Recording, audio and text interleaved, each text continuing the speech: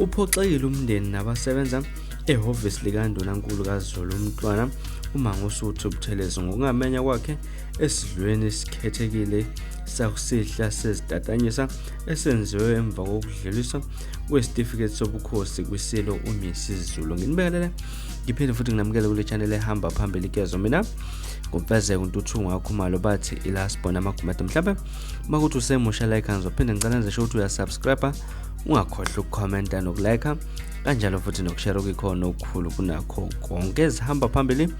Uphoxekile umndeni kanjalo futhi nabasebenza ehhovisi likaNdunankulu kaZulu uMntwana uMangosuthu Buthelezi ngokungamenya kwakhe esidlweni sesikhethekile sakusihlwa sezidatanyiswa esenziwe emva kokudlulisa kwesitifiketi sobukhosi kwisilo uMisizulu. Lapha kuthiwa uButhelezi ubengazi lutho ngalesi sidlo ebesihlele sezicuthwane obekukhona kuza abaholi bakuleli kanjalo nabasemazweni angaphandle nomongameli uMnumzane Cyril Ramaphosa obekuhloswe ngaso ukubungaza kanjalo futhi nokhalalisela isilo njengoba bese kuqinisekiswe ngokuphelele njengengonyama iyakwaZulu. Lapha nokhulumele ehhovisi likaButhelezi uNkosazane Leanne van der Merwe okhulumene wezindaba ukuthi isenzo sokuvalela ngaphandle kukaButhelezi siyibhadi elingaxoleleki. Lapha bona ke njengabasebenzi nalabo basondelena kakhulu naye baphoxeka kakhulu ngalokhu okwenzekile. Yena umndeni wakhe naba bonke lapha nabasebenzi bakhe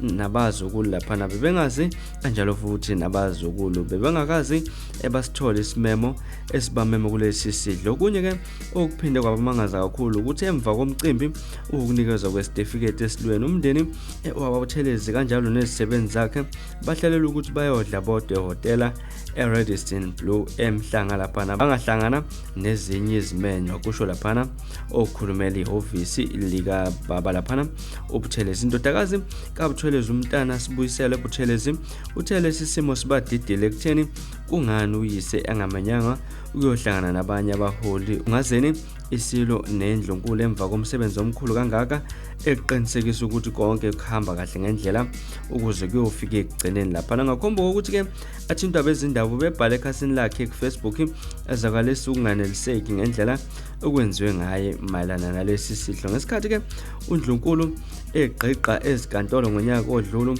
lezi zicukuthwane bezihlangene kulesi sidlo zazingabona nangokhalo. Manje ke ngoba uMntwana ubokwaphinda-ke usekwazela ukuqinisekisa ukwenza iqiniso eNdlunkulu nasesizweni samaZulu sebezibona sebengabantu abanomuza wemfudumalo ngobukhosi bukaZulu. Kubhaleke ekanjena kuFacebook ubhala yona indodakazi kababa uButhelezi lapha nethinto ke abezindaba uthe ubebhale ngenhloso yokuzwakalisa ukubonga kuyise kodwa obengeke akushiye ngaphandle okungaphatheki kahle kwabo ngokuthi uyise akazange athole isimemo nokukhishwa inyumbazana yena nomndeni wakhe nomzala wakhe lapha uMntwana owakwafihla inqindi uFilimoni nontshele indoda lapha bayodlela kwelinye ihotela. Uthe ngaphandle kwalokho umafungase wesilo uzwelithini kaBhekizulu uMntwana intando kayiNkosi uthunye ngabantwana bakwabo kuButhelezi ekutheni azobika ukuthi abasitholanga isimemo salesi sidlo. Okhulumela ke ihhovisi lezimeya iyeTheku uMnumzane Mluleki Mtunga uthe ngokwazi kwakhe bonke abantu ababefanele ukumenya bazitholile izimemo ke basebenzisa ngokubambisana nohulumeni wesifundazwe uMasipala weTheku kanjalo neNdlunkulu ukuqinisekisa ukuthi yonke into ihamba ngohlelo. Ngakho ke ngokwazi kwakhe izimemo zifinyelela kuona wonke umuntu obekufanele zifinyelele kuyo. Usho kanjena ke mayelana nokufakwa ehotel elihlukile komndeni lapha wakaButhelezi uMntungu ucela ukuthi kuthintwe ihhovisi likaNdunankulu imizamo yokuthola uMnumzane lelo kusimaba sokukhulumela ihhovisi ayiphumelelanga kwaze kwashaya isikhathi esokuthi kushicelele. Ngaza ukuthi ke izona ezihamba phambili ningakhohlwa ukusubscribe nokulike kanjalo futhi nokushare ukukhono okukhulu kunakho konke. Nisiphathe kahle nibe nosuku olumnandi ngithanda kakhulu.